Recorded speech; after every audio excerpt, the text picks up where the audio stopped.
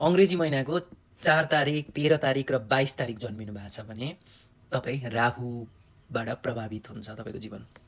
यस्तो मान्छेहरू चाहिँ एकदमै स्ट्रेट फरवर्ड, एकदमै डिसिप्लिन, दायाँ बायाँ नाइ, एउटा कुरा सेट गर्यो, सेट गरिसकेपछि तल माथि हेर्दैन। त्यो सेट गर्न टाइम लगाउँछन्। जब सेट हुन्छ त्यहाँभन्दा यताउति हुनु हुँदैन।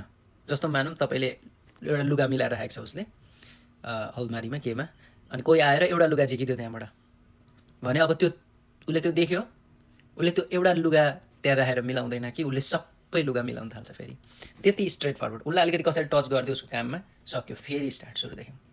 त्यति पर्फेक्ट, उनीहरूलाई पर्फेक्सन मात्रै चाहिन्छ। अनि हरेक कुरामा लजिक, कुनै कुरा पनि बिना लजिक उसले पत्याउँदैन, बिना प्लान केही कुरा गर्दैन। घरको परिवारको लागि अहिलेदेखि प्लान गरिरहेको हुन्छ, भोलि कसरी यिनीहरूको फ्युचर सिक्योर गर्ने भन्ने कुरामा यति हार्ड वर्किङ, 12 बजीसम्म काम गर भन्दा नि गर्न सक्ने। तर उसले सेट गरेको हुनु पऱ्यो, अर्कोको कुरा होइन। अब एकदम हार्ड वर्किङ फोकस हुने भएकोले एकै त फोकस हुन्छ, त्यही भएर इमेजिनेसन पावर चाहिँ एकदमै कम हुन्छ। फोकस्ड एउटा काम गरे तर धेरै कुरा त्यो सोच्न सक्ने, अनि डिसिजन लिँदा पनि हर्स खालको डिसिजनहरू, त्यो राम्रो डिसिजन लिन सक्दैन उनीहरूमा, त्यो पावर हुँदैन। देख्दा एकदमै मतलब सन्की टाइपको हुन्छ नि, सन्का जस्तै कस्तो मान्छे रहेछ यार, त्यस्तो खालको फिल हुन्छ। जे कुरा आउँछ ब्याट्ट भनिदियो, कसले के भन्छ भन्दैन, मिलाएर बोल्नुपर्छ पर्दैन थाहा छैन, जे आयो निकालिदियो। त्यही भएर मान्छेहरूले मोस्टली मन पराउँदैन 4 नम्बरका मान्छेहरूलाई। तर भित्रबाट उनीहरू डाउन टु अर्थ हो, जे हो त्यही भनिदिने, उनीहरूको कुरा रहँदैन। उनीहरूले यसलाई राम्रो मिलाएर भन्नुपर्छ, यसलाई यो गर्नुपर्छ, त्यो गर्नु, चाहे जोसुकै होस्, उनीहरूको जे आउँछ त्यही फ्याँक्दिने हो।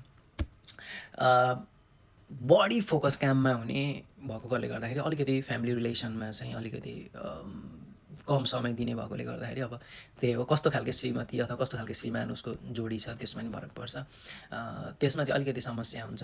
प्लस एकदम हार्ड वर्क गर्नुपर्छ, राहुले गर्दाखेरि अलिकति कठिनाइ नै हुन्छ। कामहरू एकैचोटि बन्दैन, काम बन्नको लागि एकदमै टाइम लाग्छ। त्यही हो, अल्टिमेटली अलिकति आफूलाई कुल डाउन गर्न सक्यो, अलिअलि साधना योगा ध्यान गऱ्यो भने चाहिँ यो कुरा पनि समाधान भएर जान्छ। किनभने एकदम स्ट्रेट फरवर्ड राम्रो फोकस्डवाला हो। सो त्यो भएर 4 number is kind of blessing, but kind of अलिकति अप्ठ्यारो पनि हो, किनभने दुइटै कुरा छ। त्यही भएर कसरी ब्यालेन्स गर्ने आफू त्यसमा भर पर्छ। को हुनुहुन्छ यो डेटमा जन्मिनु भएको, मिल्यो भने कमेन्ट पनि गरिदिनु होला।